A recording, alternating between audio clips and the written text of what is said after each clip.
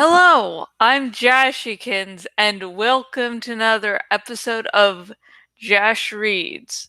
Tonight, we will be continuing reading Animorphs number 6, The Capture by K. Applegate.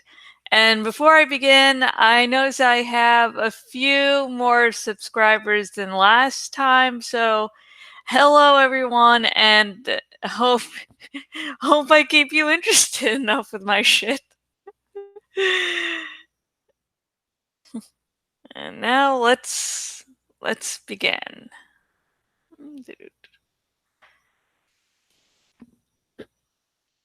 So, Rachel demanded,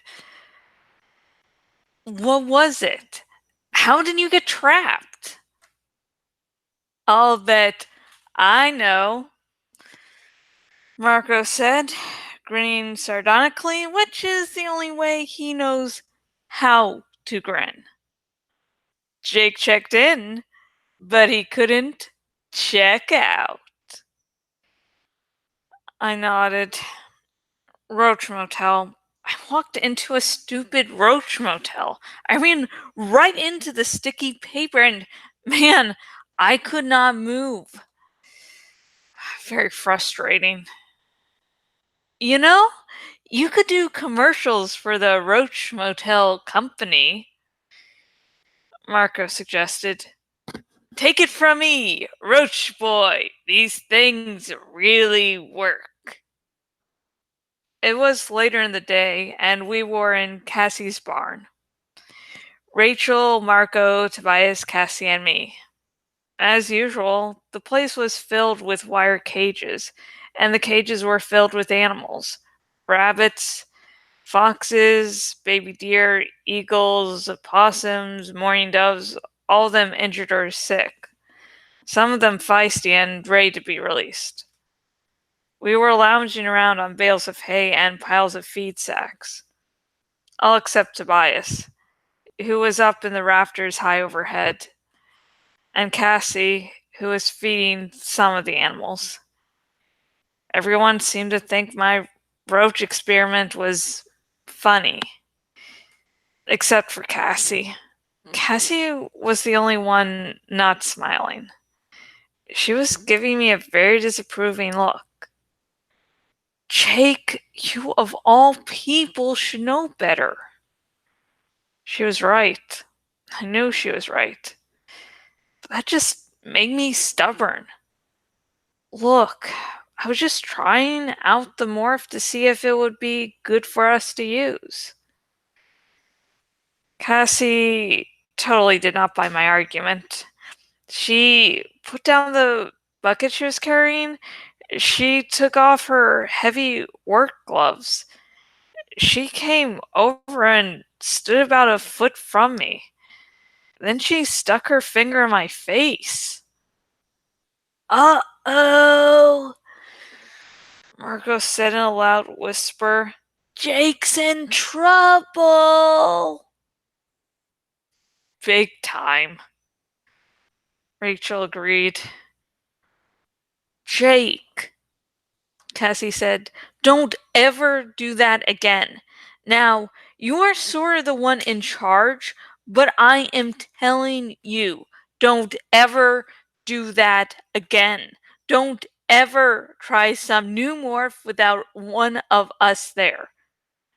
Do you understand? Cassie, I was just, no, don't tell me what you were just. Don't ever do that again. Jake, I think this is the point where you just say, yes, ma'am. Tobias said in the thought speak that comes with being in a morph. I hung my head. Okay, Cassie. Sorry. Rachel whistled appreciatively. It's a new, tougher Cassie. I approve. I remember when she used to be so sweet, Marco said. I didn't know her voice could even sound like that. Plus, look, She now comes with a kung fu grip. Cassie ignored them. Instead, she gave me a private look, just between the two of us. I knew what the look meant. It meant, I care about you. Don't be dumb. And the look I sent her meant, I know. I care about you too.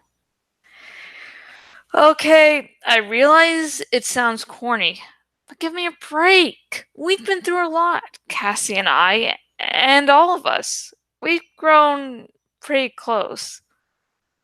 To me, Cassie is an amazing person. For one thing, she handles all kinds of responsibility. Her barn is actually the wildlife rehabilitation clinic. Her parents are both veterinarians, and her dad runs a clinic as a way to help injured wild animals. Everything from seagulls to skunks. And Cassie helps with all the work, except for doing surgery. But I'll bet she could do that too. As for how she looks, well, uh, she's she's very pretty, kind of short. She only comes up to my chin, but then I'm fairly tall. But she's not one of those wimpy looking short girls, you know? Not all prissy. She's strong looking. Mostly when I picture Cassie, I think of her wearing overalls and boots because of working in the barn so much. I guess most guys would say Rachel's prettier. Personally, I don't think of her that way because she's my cousin. But Rachel does look like some kind of blonde supermodel. Not that Rachel acts like Miss Fashion, just the opposite. If there's danger, Rachel is right there, usually a few steps ahead of anyone else. Marco says Rachel's enjoying it all, that she's actually glad about all that's happened in our lives since that night when we saw the Andalites' damaged spaceship land in the construction site. Marco refers to Rachel as Xena, warrior princess. But that's Marco. For him, everything is a joke, except for his family, or what's left of it. Marco is small, with its dark eyes and dark, long brown hair. Cassie says a lot of the girls at school think he's cute. I wouldn't know. Most of the time, Marco and I totally do not get along. He says I'm too serious. Personally, I think he's just a little too immature at times. We disagree about everything. He actually tries to tell me that college hoops are better than the NBA. Yeah, right. Please. What are you going to do with a guy like that? We get on each other's nerves a lot of the time. We're also best friends and have been since we were babies. I would do almost anything for Marco, and he would do the same for me. Of course, he'd complain the whole time. Oh man, can that guy complain when he wants to? The last member of our original group is Tobias. Tobias used to be this kind of sweet guy with wild blonde hair, a dreamy sort of person with a really terrible home life. Used to be. I glanced up at him. He was perched on a rafter overhead. He was preening his wing feathers, carefully combing them out with his beak. It's an amazing beak. It has a wicked, cruel-looking hook at the end, the bear to tear open the mice and rats and other small animals he eats. Tobias is a red-tailed hawk. I guess maybe he will always be a red-tailed hawk. See, there's one problem with morphing. A time limit of 2 hours. If you stay in morph more than 2 hours, you stay forever. Which is why Rachel asked me, so, What's the rest of the story? How did you get out of the Roach Motel before the time was up? I notice you are human again. More or less, Marco added. I shrugged. Well, I sat there for a while trying to squirm out, but it didn't work. I was stuck good. But it was okay because as I sat there, I realized I could start to make sense of some of the vibrations I was hearing. Some of it was sound, people speaking. What people? Marco asked. My parents. My dad twisted his ankle playing tennis, which is why they'd come home early. They were the ones who'd gone into my room looking for that ace bandage I have in my drawer. They were the ones who turned on the light. Anyway, what could I do? I wasn't about to get stuck in Roachmorph, and I could tell my parents were up in their bedroom, so I demorphed. Wait, weren't you behind the refrigerator? Tobias asked in thought speak. Yeah, and it was very tight, but as I grew, I could push the refrigerator out an inch at a time. Still, I thought I was going to suffocate back there. And then, just as getting human again, my mom walks in. That made them all lean forward. What?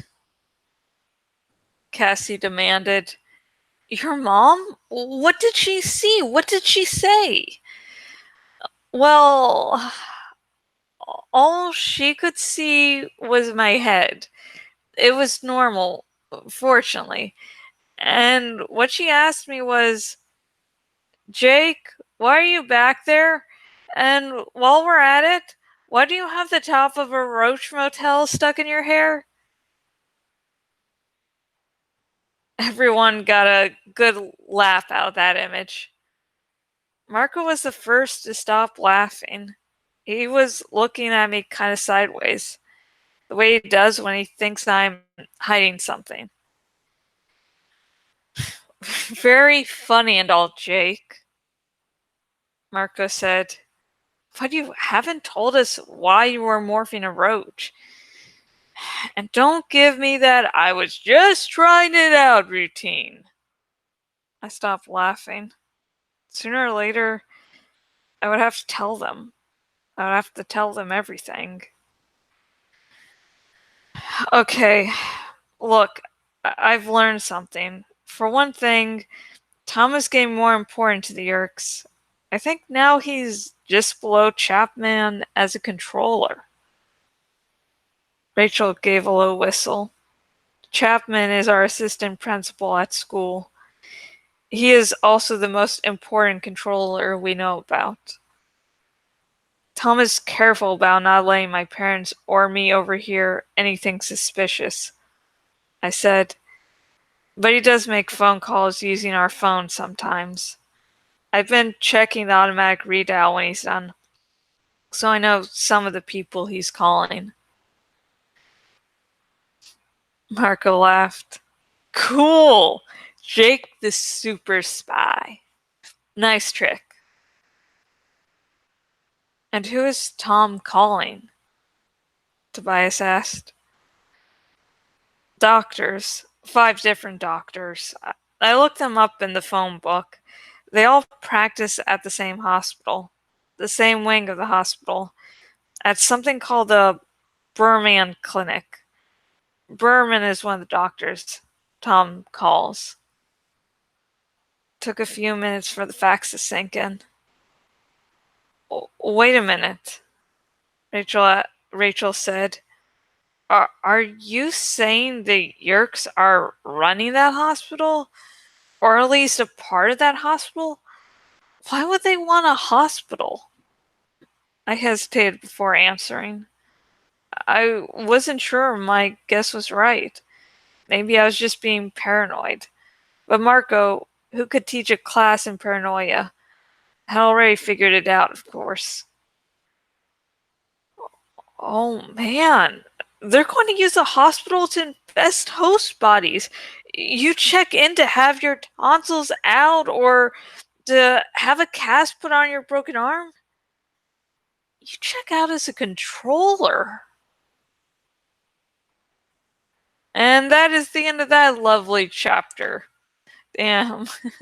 I hope none of you were scared of doctors because, yeah, hey, you can just go into this hospital and be great until you go to check out, then it's like, ping, yerkin. But yeah, it's. I like Jake's description of Cassie's chapter because it's. The relationship is very much a slow burn. Like, where the relationship ends up going takes its time, and I really like that it does take its time because when things happen, they tend to have more of an impact if you've been waiting for something for a while, and if what you want happens, it makes it more exciting. If what you didn't want to happen happens, it's more, yeah, it's, oh my god, Jake and Cassie's relationship is one of the books, is the relationship among the main cast that I really can get behind just because it's like me in real life, because Jake and Cassie are like, I don't really like them, maybe I do, maybe I don't, you can't prove anything. I mean, my str- starting to date my husband, now husband, like for like few months, I was like, he's just a good friend. If it goes somewhere, it goes somewhere. It doesn't go somewhere, it doesn't go somewhere. And then at one point, I'm like, oh fuck, I guess I'm in this for the long haul. Damn. Yeah, so I do really like Jake and Cassie's relationship throughout the books. And you can tell also that more of on a sadder side of things, Jake's not wanting to tell the truth about this, what's happening, because he doesn't want Tom endangered. And as I said before, this is such a fucking heavy theme for a kid's book. I mean, this is a kid's book, and one of the subplots in the series is, hey, will I have to kill my brother? Can I save my brother? Like, fuck. These are things where it's like you're looking back on them and they appear so much darker. And if you would like to start a little Animorphs discussion with me, please comment down below and we can start really fucking nerding out about Animorphs. Just just be aware, no major spoilers. I'm hoping that people can be brought into the series via my video, so no major spoilers. Minor spoilers, okay, major ones, no. If you would like to do major spoilers and you're watching this on YouTube's link in the description and you click on that link and you'll be taken to my Tumblr Ask box. Woo! Tumblr Ask box, and if you're one of those people that have not heard about the series except via, oh, they're the series with the goofy covers, and if you just stumbled upon this video and this helps you bring it into the Animorphs fandom, and you're like, hey, I would really like to read Animorphs, but I just don't have a copy of any of the books. Well, for Animorphs number 6, The Capture, if you would like to buy it, link in the description if you're watching on the YouTubes, and link down below if you're watching on my blog day blog, and both links will take you to where you can buy your very own copy of Animorphs number 6, The Capture by K.A. Applegate. Woo! Yeah! If you're watching on the YouTubes, please like this video, subscribe to my YouTube channel, and click on the little bell so you never miss one of my videos again, because I am fucking awesome, and you will want to keep up with my awesome content or some bullshit. And if you're watching this on my bloggity blog, please choose the follow by email option. So that you won't ever miss any of my blog posts ever again.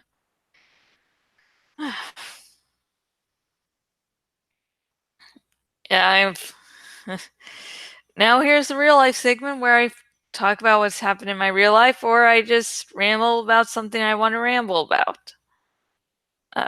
In this case, I'm in the Game of Thrones fandom, and one thing about the fandom always fucking confuses me. If you talk to someone about John Danny, they will bend over backwards saying, this relationship is awesome and sort of the good sort of incest. I'm not trying to justify incest, but like they're great. Just don't. But if you try to talk about any other incest couple, say John Sansa, suddenly they'll all of a fucking sudden care for it being incest. Like, ooh, that's gross incest. Like, I think they're like, well, the difference between John Sansa and John Danny is that John grew up knowing Sansa while he didn't grow up knowing Danny, and it's like that that that doesn't really stop it being incestuous. It doesn't make it better.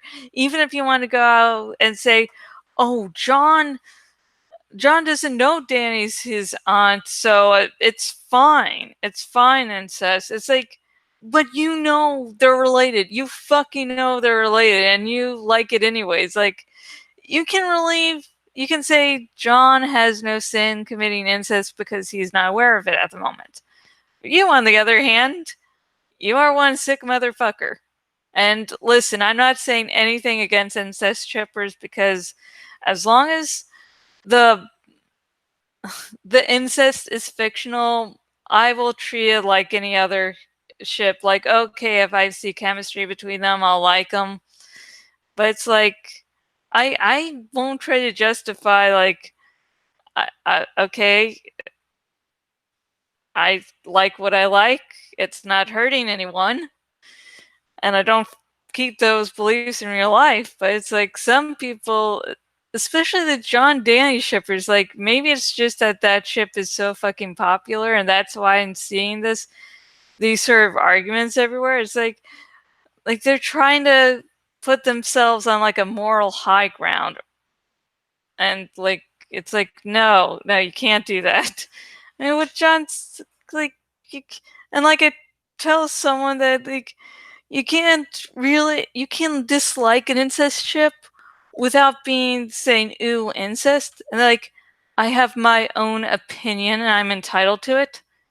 I can see you're entitled to your wrong opinion, and there's no fucking use arguing with an idiot. Cause seriously, like, if you like John Danny, more power to you. I don't like the show's version to it, and I'm hoping in the books that we get an actual good version of it.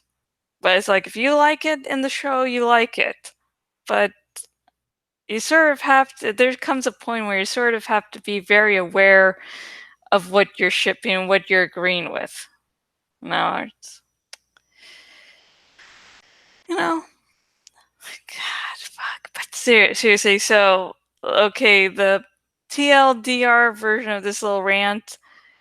Many people think the Game of Thrones fandom is a-okay with any incest, when it's really just they're basically only okay with John Danny incest, and everyone else is gross. Okay, I'm going to end that rant there, because I could probably go on just. I'm finding my happy place. But anyways, here, this segment now is a hopeful wishes segment, where I say some hopeful wishes and then I drink. And you can join in two ways. The first, you can join in with me. Drink your favorite alcohol, liquor, or whatever the fuck's lying around. And if you don't drink for whatever reason, water, orange juice, coffee, tea, etc., etc., etc., etc. And the other way you can join in is by commenting a hopeful wish down below, and I will read it next episode. No one submitted any hopeful wish this episode, so I'm going to make up some. And my drink of choice tonight is water. So, hopeful wishes. First off, as always, I hope everyone is in good physical and mental health conditions, so you don't have to deal with any fucking medical bullshit. I had a few medical appointments this week. I thought I had one today, and then I actually didn't. So I think I might talk about that next episode. But anyways, and hopefully Rev Reznor continues recovering, his quick recovery, because I like him to start really doing shit around the house. And I also hope that the Christmas decorating goes well. We're about to put lights on around the house. Oh, we have a Christmas tree up. If you follow me on Facebook, facebook.com/Jashikins fan page, you will see a little video I did of just going all around the Christmas tree. So. And I really hope Game of Thrones Season 8 ends the show on a high note, and that all the problems that were there in Season 7 are gone. Because I still love this show. I still fucking love this show. I'm just really nervous about going to the 8th season because I've been fucking betrayed by the 7th season. And also about Game of Thrones, I hope that the fandom is bearable next season. I remember my favorite character is Jorah. My biggest ship is Jorah Dany, though I do ship many other ships in the series. I'm a multi-shipping whore. I have armadas on top of armadas. But anyways, I really hope so. Loving Jorah and loving Jorah Dany. God damn it! It's like John Dany shippers got to the point weren't just celebratory about their ship becoming canon. They're like having to put down Jorah all the fucking time. So hopefully they're they're bearable. Or something really horrible happens to break up John Dany, so I can drink the tears of fans. I'm not vengeful or anything. I mean, it's not like a toxic John Dany shippers have been a pain in my fucking ass. It's like, no, I don't have any. Yeah. But anyways, here's to everything I just said, even my rambling. Okay, 3, 2, 1. And there we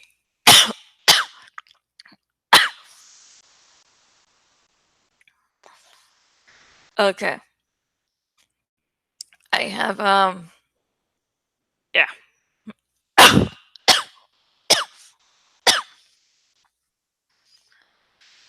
And anyways, next episode will be more of Animorphs number 6, The Capture by K.A. Applegate. And that will air very soon, so please stay tuned to this channel. Something good might happen. Until next video, goodbye.